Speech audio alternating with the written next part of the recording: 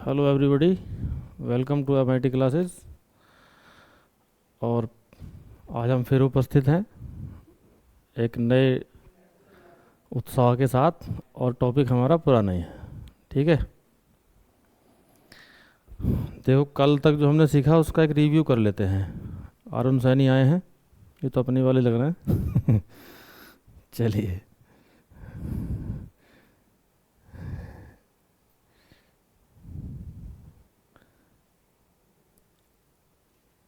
इसके वो पेज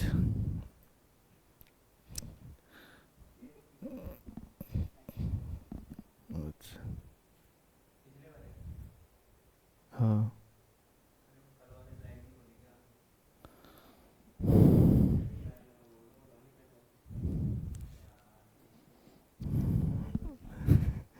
अब मुझे ध्यान आया कहाँ तक पढ़ाया था ना, ये चले ना पता।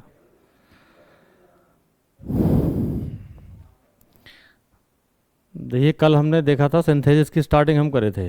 ठीक है, और सिंथेसिस की स्टार्टिंग में हमने उसमें जान लिया था कि पार्टिसिपल का यूज़ कैसे करते हैं, और पार्टिसिपल का भी हमने एक ही पॉइंट जाना।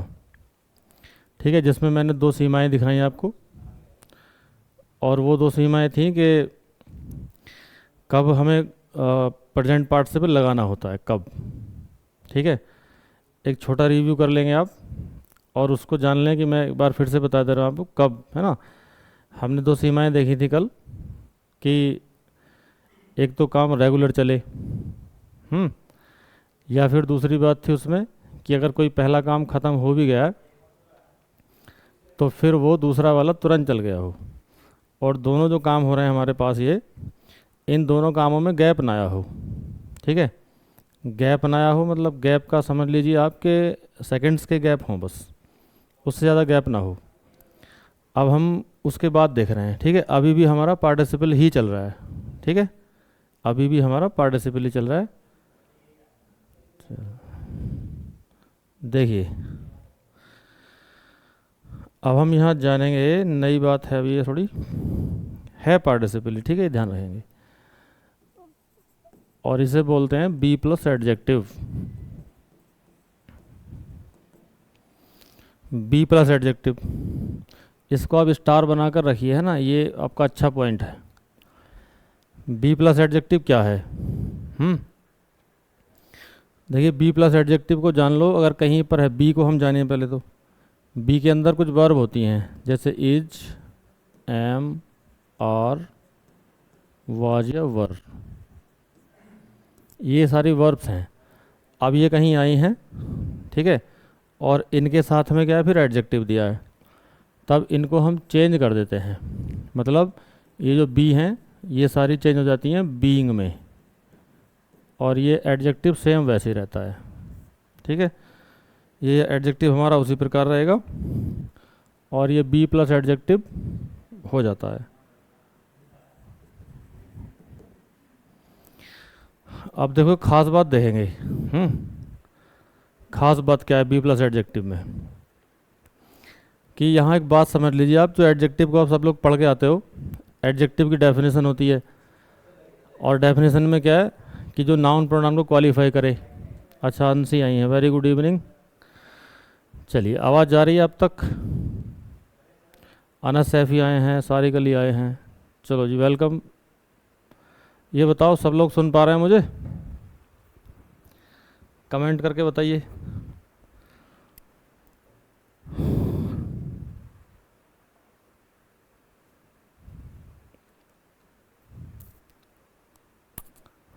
Very good evening to all of you.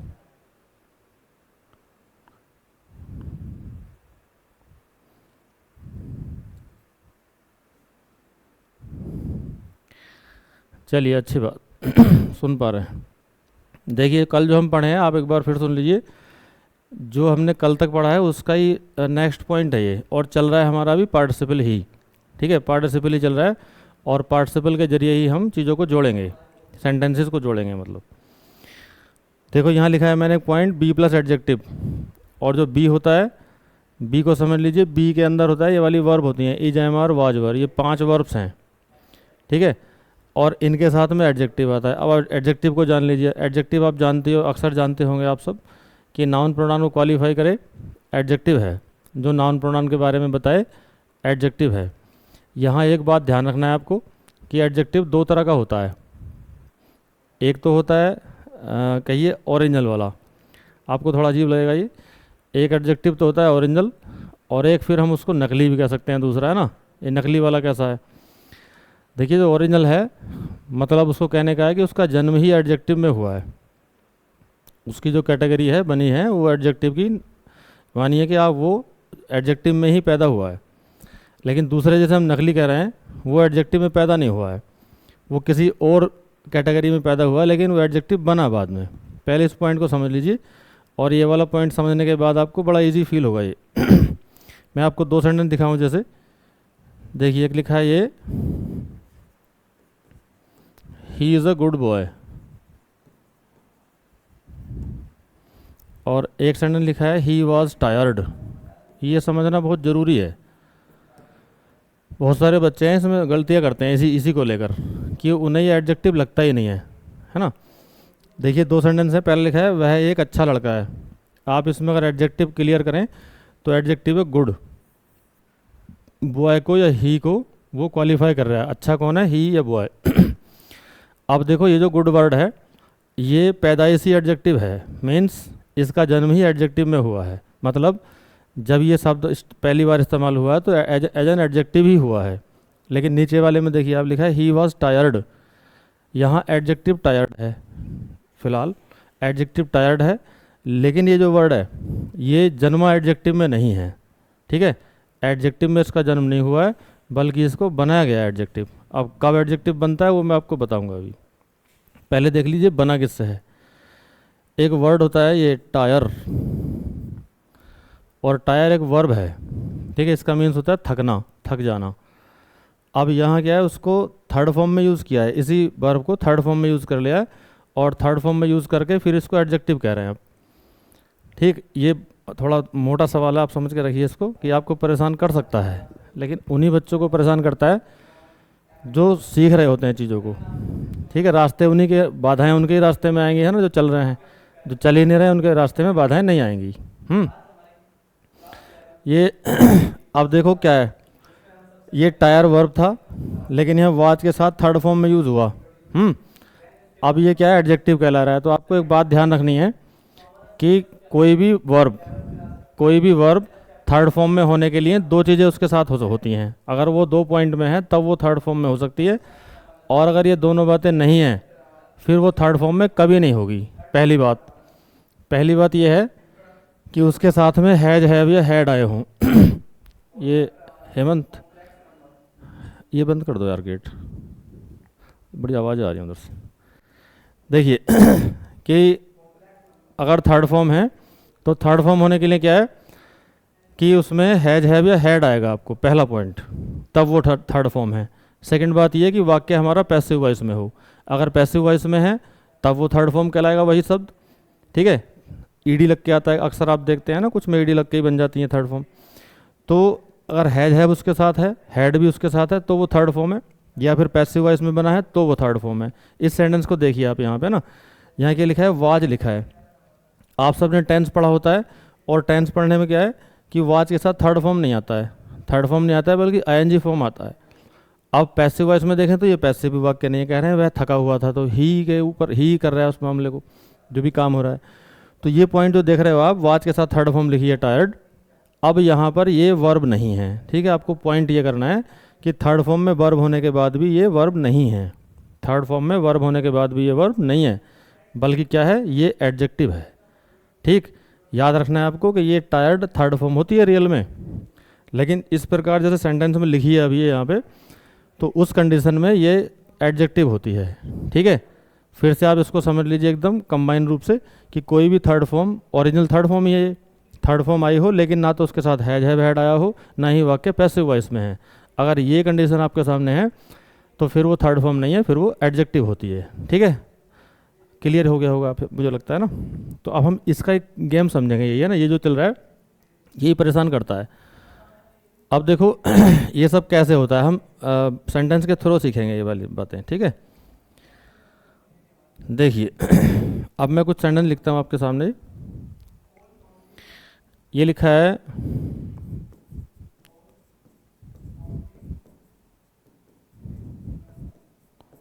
he was thirsty,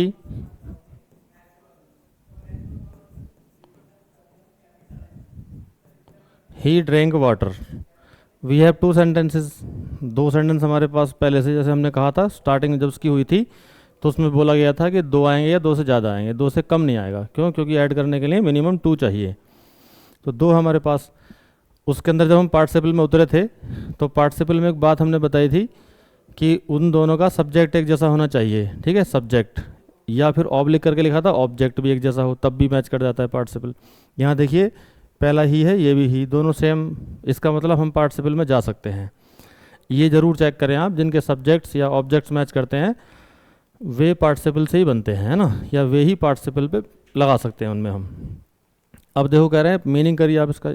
ये भी ध्यान रखना है आपको कि लॉजिक ज़रूर निकालें। सेंटेंस जो आपके सामने लिखे हैं उनका सीरियल चेक करना ज़रूर होता है। सीरियल चेक करने का मतलब क्या है कि जैसे आप लोग कई बार मैथ पढ़ते हो, एक मैं तो मैथ नहीं पढ़ता है ना, लेकिन फिर भी मैं एक बताता हूँ आपको एक फॉर्मूला छोटा सा, कि जब हमारे पास कोई क्वेश्चन मिलता है सॉल्व करने के लिए तो उसमें जो हमें यूनिट दी जाती हैं तो उनमें से कुछ चीज़ों को सेंटीमीटर में दे दिया गया होता है, कुछ चीज़ों को मीटर में दे दिया गया होता है, कुछ चीज़ें किलोमीटर में कर दी गई हैं, है ना। अब एक अच्छी बात क्या होती है कि सबसे पहले आपके सर आपसे बताते हैं कि इन सारी यूनिट को किसी एक में कर लो आप, किसी एक में, चाहे सबको किलोमीटर बना लो, चाहे सबको सेंटीमीटर बना लो, चाहे सबको मीटर बना लो, राइट। फिर क्या होता है, उस क्वेश्चन को सॉल्व करना बड़ा आसान हो जाता है, ठीक। ऐसा ही कुछ हमारे इधर भी है कि जो आपको सेंटेंसेस मिले हों उन सेंटेंस को सीरियल में लाना जरूरी है आपको। सीरियल का मतलब जो हम व्यवहार में बोलते हैं, लॉजिकली बातें करते हैं, उसके हिसाब से सोचें। तो सेंटेंस का क्या होता है, कुछ पहले बोले जाने वाले होते हैं, कुछ बाद में बोले जाने वाले होते हैं, ठीक है। तो इन सेंटेंस को पढ़कर हम लॉजिक के हिसाब से आगे पीछे करके देखें कि उल्टे तो लिखे हुए नहीं हैं। होता है ऐसा भी, कई बार सेंटेंसेस आपको मिलेंगे उल्टे, तो सबसे पहले आप उनको सीधे करके लाएंगे, है ना।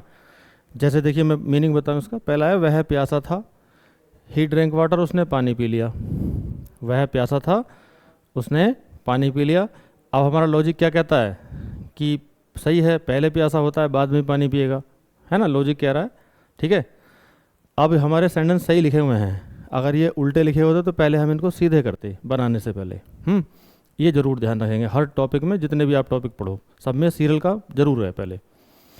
अब देखिए पहले ही पोर्शन में जाएं और पहले पोर्शन में ये वाली बात चेक करें आप, बी प्लस एडजेक्टिव तो नहीं है। तो देखिए बी हमारे पास है, ये वाज उसकी फॉर्म है। आगे लिखा है थर्स्टी, थर्स्टी का मीन्स है प्यासा, और प्यासा कौन है यहाँ पर, ही। और ही क्या होता है, प्रोनाउन। तो प्रोनाउन की विशेषता क्या है, प्रोनाउन की विशेषता एडजेक्टिव।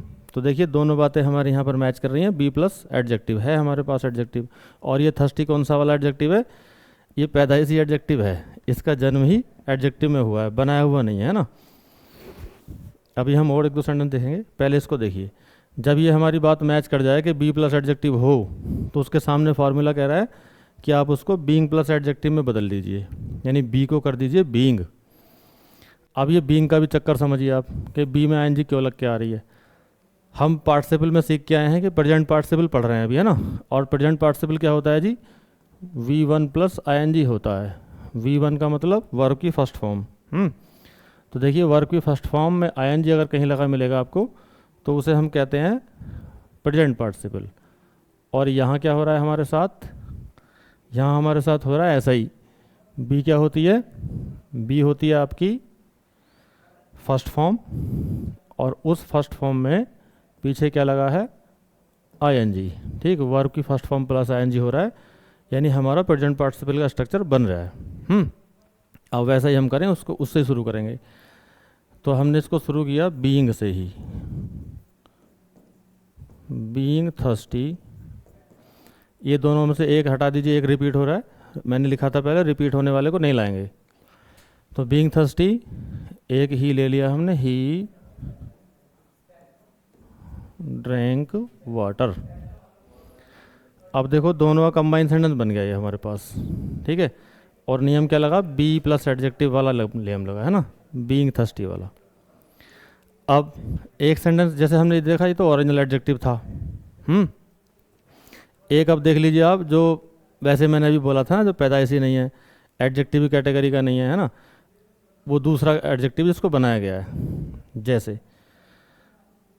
ये लिखा है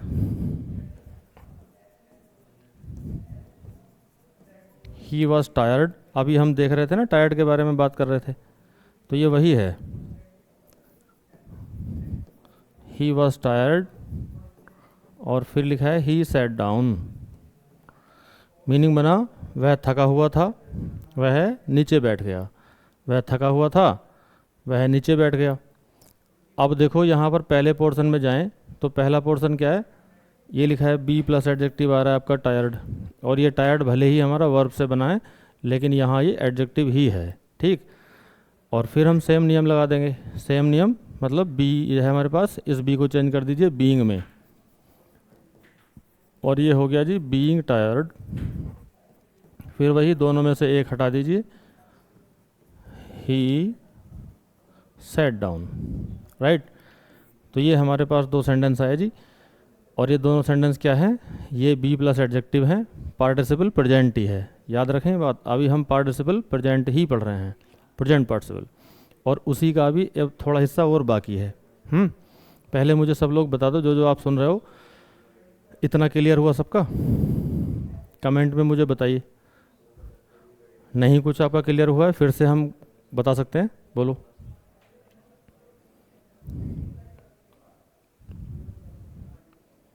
जल्दी मुझे कमेंट करके बता दो, फिर हम आगे बढ़ेंगे। अगर क्लियर है तो हम आगे बढ़ते हैं, और नहीं है तो आप बताइए क्या आप फिर से सुनना चाहेंगे।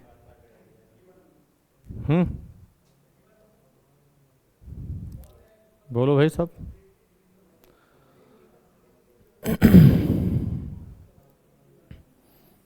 ओके है, अच्छा चलिए, वेरी गुड, ठीक है ठीक है, चलिए बहुत बहुत अच्छी बात है, सभी बधाई के पात्र हैं। अब देखिए हम इसका नेक्स्ट पॉइंट लेते हैं। कल हमने देखा था कि जिनमें जो एक्शन हो रहे थे, ये वाले काम, या तो वो एक के अंदर दूसरा हो रहा था या तुरंत हो रहा था। एक ये भी प्रेजेंट पार्टिसिपल की फॉर्म है ना। यहाँ हमने देखा कि बी प्लस एडजेक्टिव कहीं दिखता है, वो भी प्रेजेंट पार्टिसिपल है। अब एक और चीज़ हम देखेंगे इसके आगे ना, और वो थोड़ी डिफरेंट है वो भी प्रेजेंट पार्टिसिपल ही, ये ध्यान रखें आप। क्या है साहब ये? अब देखिए ये क्या है कि आपको एक बात याद होगी, अभी पीछे हम जब शुरू में सीख के आए हैं कि पार्टिसिपल कब लगाते हैं, जब सब्जेक्ट या ऑब्जेक्ट एक जैसे हों। अभी तक हमने जितने भी सेंटेंस देखे हैं, इन सब में क्या हुआ है, सब्जेक्ट ही मैच करके आए हैं, आपस में सब्जेक्ट एक जैसे आए हैं। हमने कोई भी सेंटेंस अभी ऐसा नहीं देखा है जिसमें ऑब्जेक्ट भी एक जैसे आ रहे हों, है ना। तो अब हम उस कैटेगरी में चलेंगे, और यहाँ आप लिख लीजिए कि जब ऑब्जेक्ट एक समान हो, यानी सेंटेंसेस में जो ऑब्जेक्ट्स हैं वो सिमिलर आए, उनमें आपस में सिमिलरिटी हो, ठीक है, एक जैसे हों। अब ये जो बात है ये दो तरह से बटेगी। ये वाली जो बात आप देख रहे हो, ये आपका हेडिंग टाइप आपने मान लिया ना, और इसके दो पॉइंट हैं। सबसे पहला पॉइंट है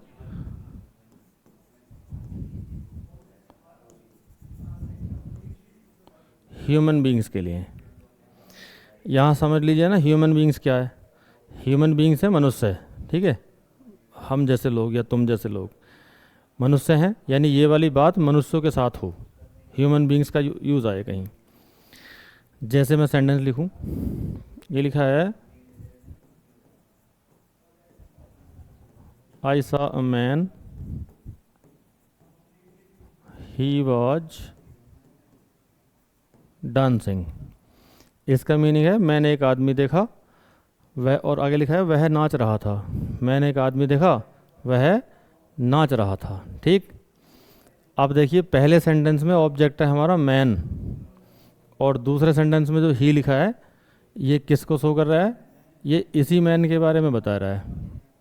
मतलब ये कहने का क्या हो गया कि यहाँ पर पहले का ऑब्जेक्ट दूसरे के सब्जेक्ट से मैच करता है, पहले का सब्जेक्ट दूसरे के सब्जेक्ट से नहीं मैच कर रहा है ना। और अब तक जो हम वाक्य देख के आए हैं उन सब में क्या था कि सब्जेक्ट ही एक जैसे थे, पहले वाले के भी दूसरे वाले के भी।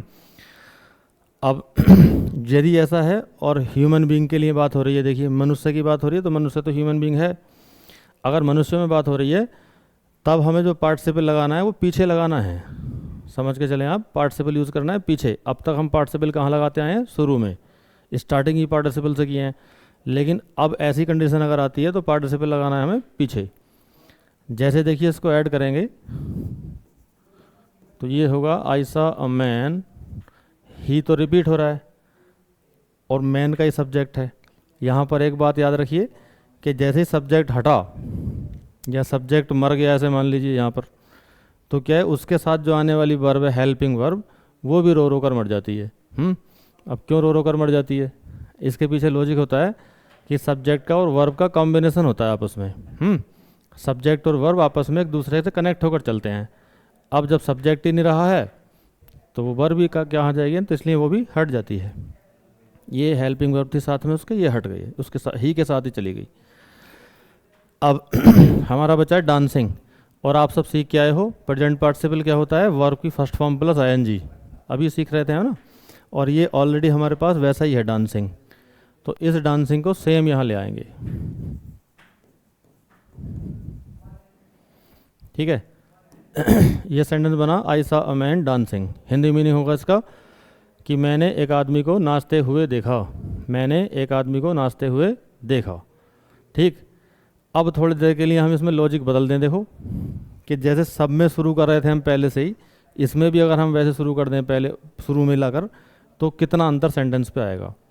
अभी मीनिंग से क्या हो रहा है कि मैंने एक आदमी को नाचते हुए देखा। अब ये डांसिंग से शुरू कर दो सेंटेंस को, आप डांसिंग से शुरू करो और सेंटेंस बनेगा डांसिंग आई सा अ मैन। इसका हिंदी मीनिंग क्या होगा जानते हैं आप? इसका हिंदी मीनिंग होगा कि नाचते हुए मैंने एक आदमी को देखा। नाचते हुए मैंने एक आदमी को देखा, क्या मतलब हो गया? ये कौन नाच रहा है? अब नाच रहा है आई। ठीक, इतना गड़बड़ हो जाएगा अगर हम उसको सही जगह नहीं रखे, तो ये समझ लो गलत मीनिंग देगा। और हम जो कह रहे थे कुछ और, अब इसका मतलब कुछ और निकलेगा। ऐसा भी नहीं होना चाहिए। वाक्यों को कंबाइन करते हुए आपको लॉजिक ध्यान रखना है, फुली लॉजिक। जो पहले मैच कर रहा था वो बाद में भी मैच करे, यानी बात वही हो पहले वाली ही। सिस्टम ये है। एक आसान एग्जाम्पल से समझ लीजिए। आप सब जानते होंगे ना काजल के बारे में। काजल कोई लड़की नहीं है, मतलब जो आंखों में लगाते हैं। ठीक, सब ने देखा ही होगा ना। हो सकता है आपकी मम्मी ने भी लगाया हो आपको कभी, अब तो नहीं लगाती होंगी शायद। तो एक वैल्यू समझ के रखें आप इंग्लिश में खासकर, कि जो काजल है जैसे आंखों में लगा लीजिए आप, तो आपकी सुंदरता बढ़ा देगा, है ना। ऐसा होता है। लेकिन उसी काजल को आपने ऐसे नाक पे लगा लिया है ना, गाल पे लगा लिया है, फिर क्या करेगा, है ना? फिर उतना ही आपको बुरा कर देगा। चीज़ वही है, काजल ही है, लेकिन क्या किया आपने? उसको उसके गलत जगह पर लगा दिया, जहाँ उसको लगना था वहाँ नहीं लगाया। इतना ही फ़र्क पड़ता है यहाँ भी। अगर आपने सही शब्द को सही जगह नहीं लिखा है तो फिर वो आपका बहुत ही बेतुका मीनिंग निकालेगा। देखिए सेकंड बात और देखिए, यहाँ लिखा था ह्यूमन बीइंग, इंसानों की बात हो रही थी ये। अब इसी से एक सवाल बनता है कि साहब इंसान की बात ना हो तब कैसे, यानी जो इंसान नहीं है ना, तो उसे हम क्या बोलेंगे? उसे बोलेंगे नॉन ह्यूमन। अगर मामला नॉन ह्यूमन का है, यहाँ समझ के रखिए आप नॉन ह्यूमन होता क्या है। क्या होता है जो नॉन ह्यूमन? सीधी बात, जो मनुष्य नहीं है।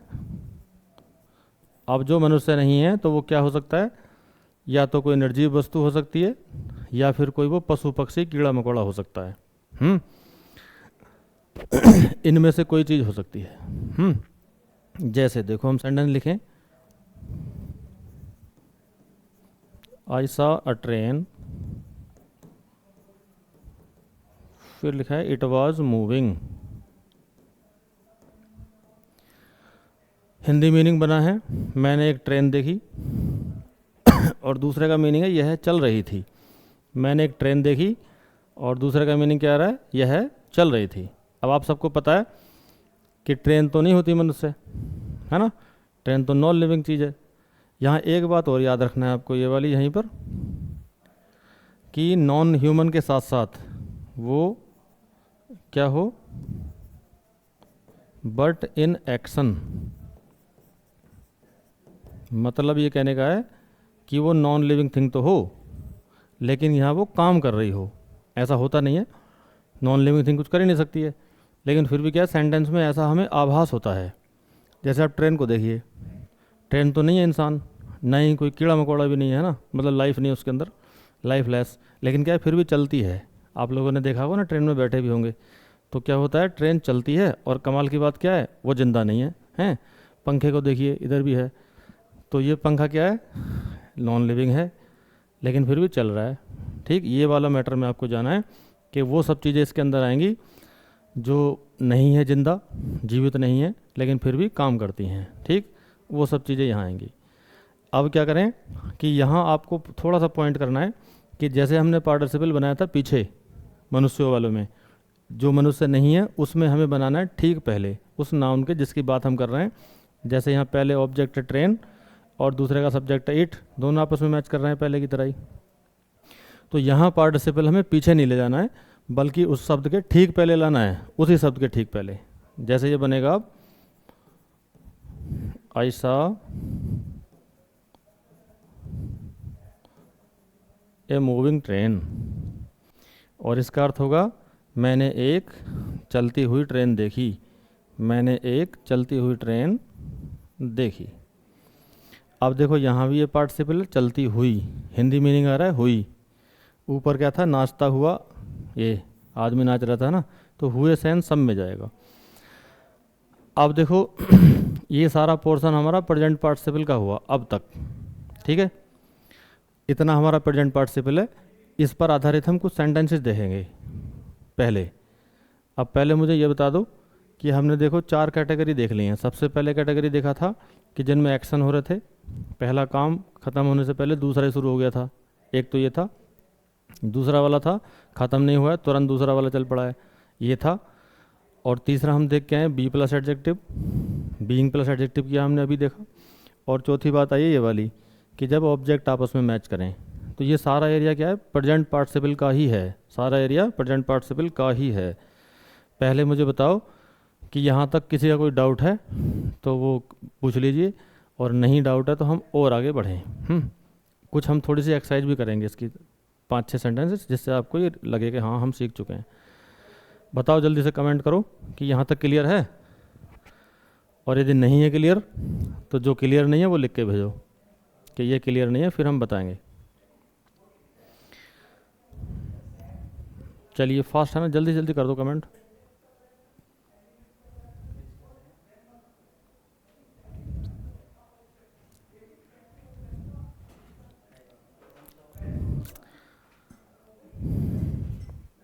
अनस सैफी कह रहे हैं ना क्लियर है, चलो बहुत अच्छी बात है। अभी ऐसे बच्चे बहुत अच्छे होते हैं ना जिन्हें क्लियर हो जाता है, टीचर्स को बड़े प्रिय होते हैं वो।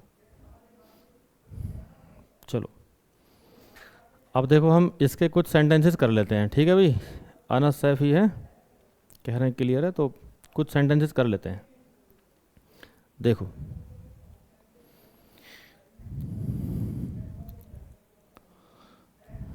देखिए ये सेंटेंस लिखा है,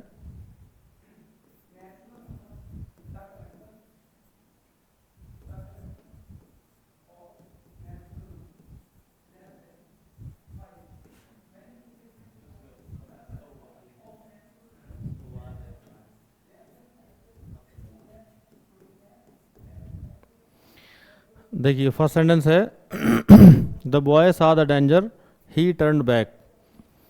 ठीक है, मीनिंग बना इसका कि लड़के ने खतरा देखा, वह पीछे मुड़ गया। लड़के ने खतरा देखा, वह पीछे मुड़ गया। सबसे पहले आप ये देखिए कि लड़का सब्जेक्ट है इधर, उधर सब्जेक्ट है ही, मतलब जो खतरा देख रहा है वही पीछे मुड़ रहा है, मीन सब्जेक्ट सेम है। और जब सब्जेक्ट सेम है तो हम जाएंगे पार्टिसिपल के शुरू वाले मामले में, सबसे पहले मामले में। और क्या होगा देखिए, अब चेक करिए इसमें कि ये काम जो पहले हो रहा है खतरा देखने का और पीछे मुड़ने का बाद में होगा, लॉजिक भी कहता है। अब ये सोचना है हमें कि कितनी देर बाद पीछे मुड़ेगा। सामने आपके खतरा है, हैं, आपको पीछे मुड़ना है, कितनी देर में पीछे मुड़ जाएंगे, हैं, तुरंत मुड़ जाएंगे या कुछ देर देखेंगे कैसा है खतरा, बड़ा है कि छोटा है, काला है कि पीला है ना, क्या होगा। अगर आपको पीछे मुड़ना है, डरना है मतलब, तो जब तुरंत ही हट जाएंगे। मान लीजिए सांप है सामने, तो डर तो लगेगा ही, है ना, जनरली तो पीछे हट जाएंगे, है ना, तुरंत। और ये काम क्या होगा, सेकंड्स में हो जाएगा। और जो जो काम सेकंड्स में होते हैं वो हमने कहाँ रखे थे, प्रेजेंट पार्टिसिपल सबसे पहला रूल, है ना। और क्या करते थे हम वहाँ पे, जो उसकी वर्ब है ये, इसको फर्स्ट फॉर्म प्लस आईएनजी करते थे, फर्स्ट फॉर्म प्लस आईएनजी कर देंगे इसको ऐसे ही। सा की फर्स्ट फॉर्म होती है सी, उसमें आईएनजी प्लस किया तो बनेगा सीइंग द डेंजर। एक जो ही है ये रिपीट कर रहा है बॉय को, तो जो रिपीट कर रहा है वो हटेगा और मेन आ जाएगा द बॉय टर्न बैक। ठीक है, एक ये सेंटेंस हमारा बना कि जहाँ पर तुरंत काम हुआ है। सेकंड सेंटेंस और देखो, ये लिखा है the girl was reading she slept. दो सेंटेंस लिखे हैं। पहला सेंटेंस है कि the girl was reading she slept, meaning बनता है लड़की पढ़ रही थी, सी स्लेप्ट वह सो गई। हो जाता है ऐसा, है ना, कई बार देखते हैं पढ़ते पढ़ते सो जाते हैं, फिर बुक मिलती है कभी इधर उधर पड़ी हुई है ना, तो उसके लिए भी सेंटेंस बना दिया ग्रामर ने, देखो है ना कितना तेज चल रही है। तो देखिए पढ़ रही थी किताब या कुछ भी पढ़ रही थी, फिर कह रहे हैं सी स्लेप्ट वह सो गई। अब ये तो लॉजिक के हिसाब से कह रहे हैं पहले पढ़ रही होगी, है ना, पहले बाद में सोएगी। ऐसा नहीं होता है ना, पहले सो गई है फिर पढ़ रही है, तो सोते सोते कैसे पढ़ लेगी, लॉजिक ही नहीं कह रहा है। तो ये हमारा पहला काम पहले लिखा है, बाद वाला बाद में। सब्जेक्ट भी मैच करिए, जो लड़की पढ़ रही है वही सो गई है, सेम सब्जेक्ट, यानी सारी रिक्वायरमेंट जो हमने पार्टिसिपल के लिए बोली हैं वो आनी चाहिए। ये आप ज़रूर चेक करें। अब देखिए पहला काम क्या हो रहा है, बुक पढ़ रही है, कंटिन्यू काम चल रहा है लगातार। दूसरे वाले में क्या हो रहा है, सो गई, और सोई कब है, ड्यूरिंग द फर्स्ट एक्शन, जो पहला वाला काम है उसी के दौरान वो सो गई है। ऊपर वाले में क्या देख रहे थे कि खतरा देखा था, पीछे मुड़ा था, तो खतरा कन्फर्म हो गया था, खतरे को देखकर तब मुड़ा, है ना। लेकिन यहाँ क्या हुआ है, पढ़ने के बीच में सो गई है। तो ये दोनों काम क्या है, दोनों काम ही प्रेजेंट पार्टिसिपल होते हैं। हमने लिखवाया था ये शर्त में सीमा करके कि काम तुरंत शुरू हुआ हो या फिर वो बीच में शुरू हो गया हो। तो यहाँ कैसे हुआ है जी, बीच में शुरू हो गया है। अब यहाँ एक नई पॉइंट और याद रखें आप, और वो नई पॉइंट क्या है कि यहाँ पर अगर कंटिन्यू फॉर्म आए पहले से, मीनिंग कि कंटिन्यूस टेंस आए, नियम तो हमारा वही काम करेगा, फर्स्ट फॉर्म प्लस आईएनजी। ये है first form plus ING reading. तो शुरू जब हम इससे करें रीडिंग, तो यहाँ एक नई चीज़ देते हैं छोटी सी, आप इसको पॉइंट करके रखेंगे कि अगर यहाँ पर कंटिन्यूस टेंस है तो उसके साथ में हम एक नया वर्ड और जोड़ लेते हैं जो होता है वाइल। वाइल रीडिंग क्यों जुड़ता है मैं अभी बता रहा हूँ। वाइल रीडिंग, ये रिपीट हो रहा है, इसको हटा दो, फिर बना द गर्ल स्लेप्ट। इसका मीनिंग हो गया कि पढ़ने के दौरान लड़की सो गई। अब इसे आम भाषा में समझिए आप। आम भाषा का मतलब क्या है, जनरल लैंग्वेज, है ना, ये वैसी वाली नहीं है फॉलो वाली। अब जनरल लैंग्वेज में क्या बोलते हैं, अक्सर आप बोलते हो बीच में, कई बार खूब सुने होते हैं लोग ऐसे, कि वह पढ़ते पढ़ते सो गया, वह चलते चलते गिर गया, भागते भागते गिर गया। ये जो आ रहा है डबल डबल वर्ड आ रहा है, भागते भागते, पढ़ते पढ़ते, सोते सोते, ये जो चीज़ है इसकी अंग्रेजी होती है ये, है ना, ये वाइल। जिस भी वर्ड के साथ लगाते हैं हम वाइल को, तो ये हिंदी में उसको डबल निकालता है। इंग्लिश में किसी भी वर्ड के लिए हम डबल वर्ड नहीं लगाते हैं, ठीक है, दो शब्द नहीं आएंगे, हिंदी में ऐसा होता है। तो ठीक है जी, ये समझ गए होंगे आप। आगे चलें, अगला हम थर्ड सेंटेंस ले रहे हैं। और देखो ये थर्ड सेंटेंस में क्या है, हम उसी क्रम में चल रहे हैं जिस क्रम में हम सीख के आए हैं, ठीक है। अब देखो लिखा है हमारे पास,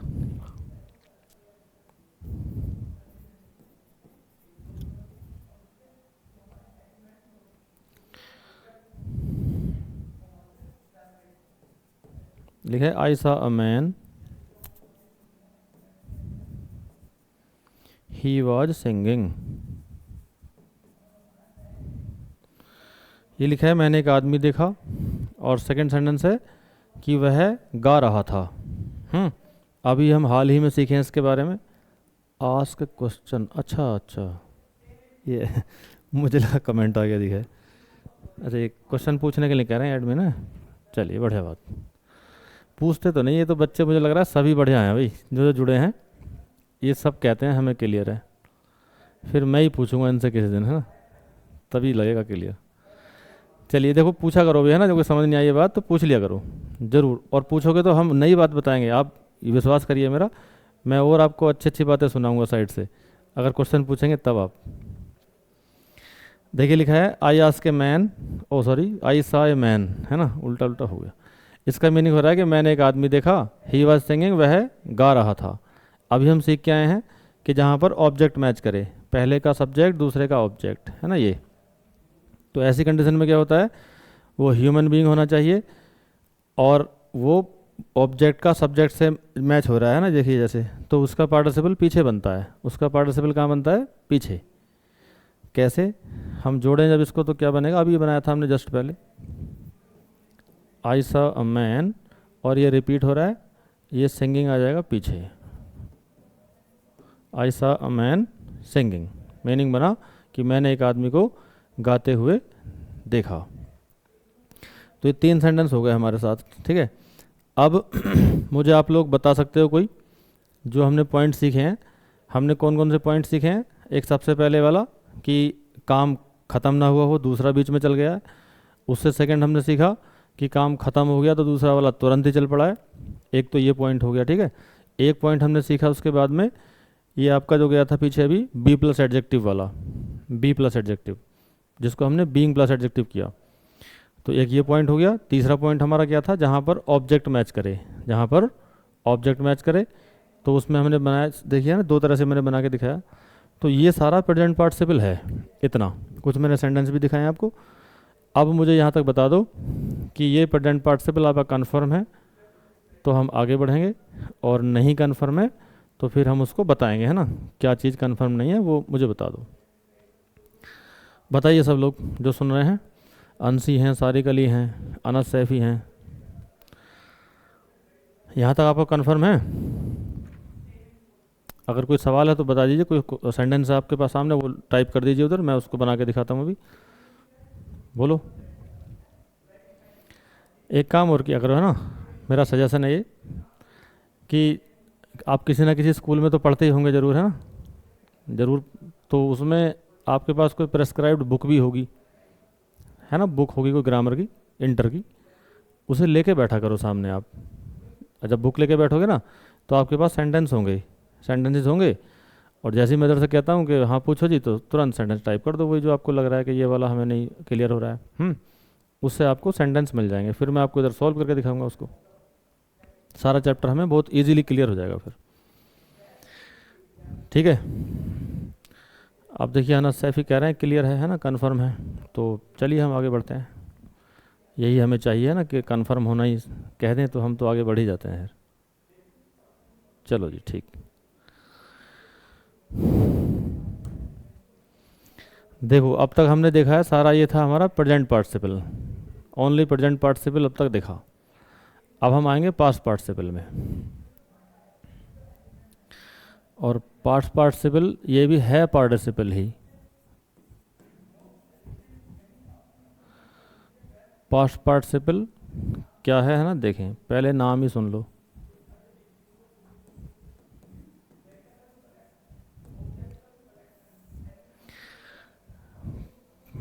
लिखा है पास्ट पार्टिसिपल।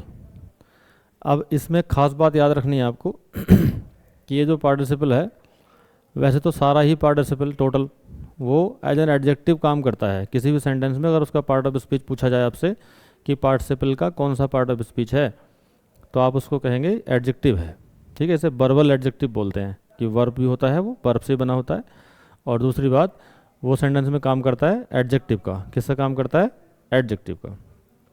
यहाँ इसमें कन्फर्म ही ये बात कर दी गई है कि लिख लेना, आपको इसको लिख लें कि ये हमारा किसी भी सेंटेंस में एडजेक्टिव का ही काम करता है।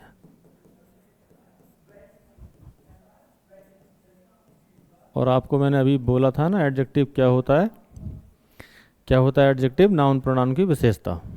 नाउन प्रोनाउन के बारे में जो भी डिस्क्राइब्ड वर्ड्स हैं वही एडजेक्टिव हैं, उसके बारे में कुछ भी बताया गया हो नाउन प्रोनाउन के बारे में। अब देखो ये जो काम है ये 2 तरह से काम करेगा।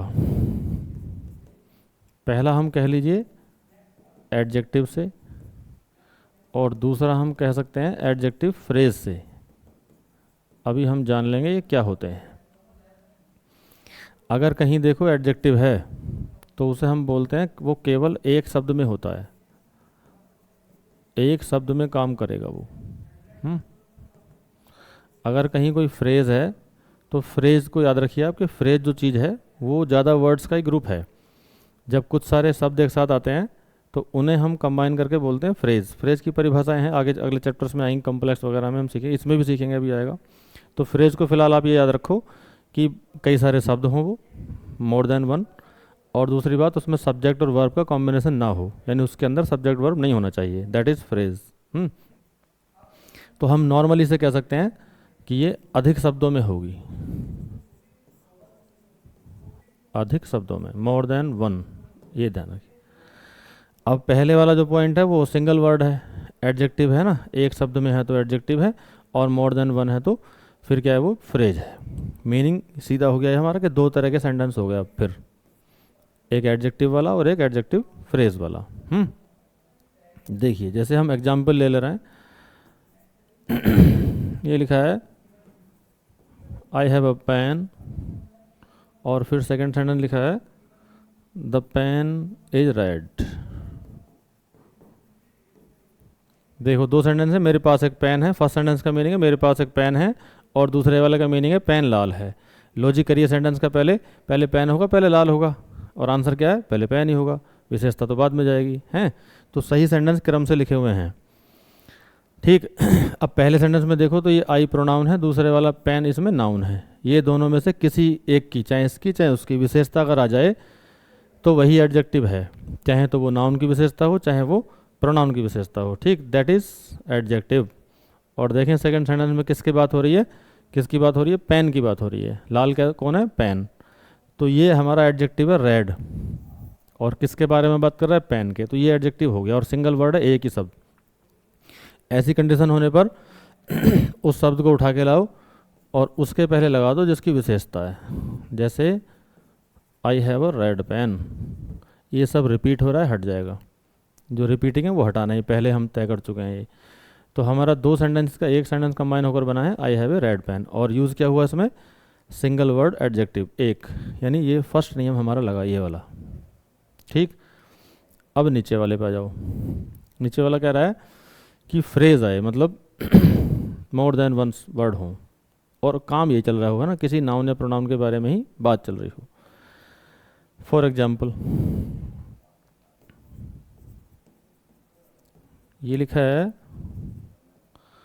I saw a dead body, dead body, फिर लिखा है it was covered with a cloth. पहला सेंटेंस है मैंने एक डेड बॉडी देखी, डेड बॉडी का मीन्स होता है लाश, मरा हुआ कोई, तो ये लाश है ना। कई बार एक पूछते हैं मुझे इससे, कई बार है ना ये आता है फीलिंग, जब भी इस वर्ड को मैं लिखता हूँ, तो मैंने एक बार बच्चों से पूछ लिया था ये कि बताओ डेड बॉडी को क्या कहते हैं ना, जिंदा लाश कि मरा हुआ लाश। तो बच्चे सवाल है ना सुन के कह, एकदम से सोचते नहीं है, कह देते हैं, तो वो कहते हैं सर जी मरा हुआ लाश। तो अगर उनसे पूछा जाए कि भाई मरी हुई लाश, तो इसका फिर विलोम भी होगा कुछ ना कुछ, क्योंकि अगर वर्ड है तो उसका अपोजिट भी होता है, और अगर हम विलोम करने लगे तो मामला ख़राब हो जाएगा ना, कि जैसे मरी हुई लाश है, क्या उल्टा हो जाएगा उसका, जिंदी लाश है ना, जिंदी लाश होती नहीं है। तो ये छोड़ो है ना, इग्नोर करिए, ये वाला मैटर नहीं था हमारा। फिलहाल क्या है, डेड बॉडी है हमारे पास, रियल में नहीं है, वैसे ही है ये वाक्य में। डेड बॉडी क्या है, ये नाउन है, और इसी में आई क्या है, आई हमारे पास प्रोनाउन है। इन दोनों की देखिए, इन दोनों के बारे में उधर कुछ हो रहा है जिक्र, कह रहे हैं it was covered with a cloth, मतलब यह कपड़े से ढकी हुई थी। कौन है कपड़े से ढकी हुई, आई या डेड बॉडी? तो क्या हमें मिल रहा है आंसर, डेड बॉडी के बारे में बात कर रहे हैं। अब देखो ये ज़्यादा शब्द हैं, covered with a cloth, more than one आ रहे हैं ना, कवर्ड है विद ए क्लॉथ, क्लॉथ है। अब यहाँ पर ध्यान देंगे आप, ये फ्रेज़ है, ठीक, और नाउन के बारे में बात कर रही है, तो फिर ये एडजेक्टिव फ्रेज़ है, यही वाली। नाउन प्रोनाउन के बारे में बात करेगा एडजेक्टिव होगा, एक शब्द में बात करेगा एडजेक्टिव होगा, एक से ज़्यादा शब्दों में बात करेगा एडजेक्टिव फ्रेज़ होगा, हैं, ये एडजेक्टिव फ्रेज़ है। अब इसका रिपीटिंग देखिए, हम ये हटा ही देंगे इट वाज। अब ये पॉइंट आपको दिमाग में रखना है, पॉइंट टू बी नोटेड है कि सिंगल वर्ड जो एडजेक्टिव होता है नाउन के पहले आता है, अगर कोई फ्रेज है तो वो नाउन के पीछे जाएगी। आई रिपीट, नाउन के पीछे जाएगी। कैसे? जब हम इसको कंबाइन करेंगे तो ये होगा आई सा अ डेड बॉडी, और यहाँ ये कोमे से इसके पीछे ही लिख देंगे हम इसे, कवर्ड विद अ क्लॉथ।